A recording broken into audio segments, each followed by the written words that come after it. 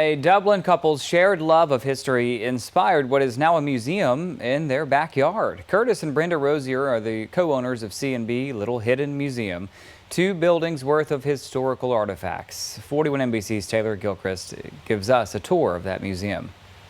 When curtis-rozier and his wife Brenda met in 2010, they brought together different experiences but a common appreciation for history. We just started putting things together and says, look, we can do this. The C&B Little Hidden Museum sits on land that has been in Brenda's family since 1896. The museum houses items like albums, newspaper clippings, household antiques, copies of speeches, and much more. Hand-me-downs, a lot of it's donated.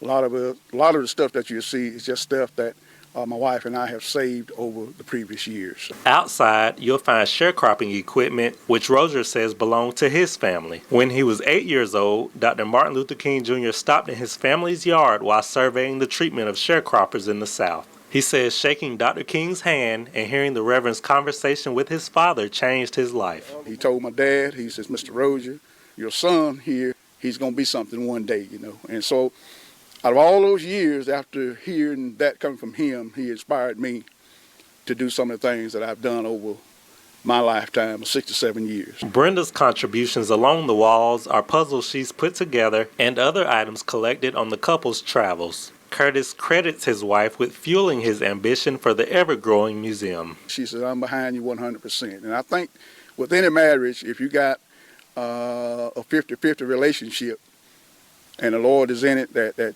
you're going to come out ahead every time. The Roziers say telling stories across generations is important, but it's equally vital to keep tangible evidence that can't be erased. Stuff that's not being taught in the history classes today is stuff that you actually get a chance to see when you walk in this building. I want them to feel that, I wished our parents had told us about that. You know. Rozier's closing message was a challenge for people of all ages. If you have old history, find a way to preserve it. You know, if it's nothing with just an ink pen, but something, if a piece of paper with some writing on it, handwriting. I'm a firm believer that a picture will always paint 1,000 words in my mind. In Dublin, Taylor Gilchrist, 41 NBC News.